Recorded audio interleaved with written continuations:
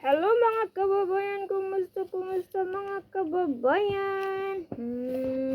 Ngayon na araw ng kababayan, Sabado. Walang pasok yung mga anak ko at hindi rin ako pumasok. Balik na ano pala ako, balik trabaho na pala ako. Ilang linggo na ba?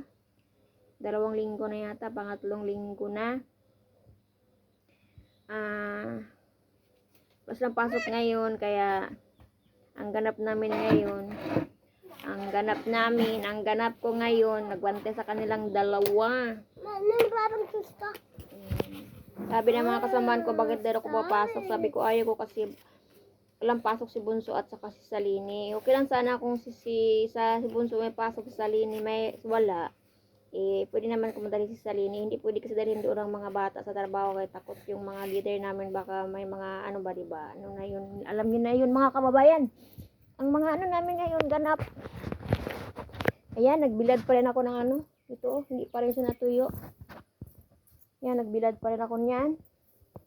At nagbilad ako ng mga bukong, mga ano ng niyog, yan pang-init ng tubig. At naglaba ako ng mga damit at mga komot. Ayan. Yan ang ganap ng aming walang pasok ngayon. At magbubunot din ako ng mga damo doon sa garden ko. Kasi napakahaba ng mga damo. Diyos ko. Kasi ilang linggo akong hindi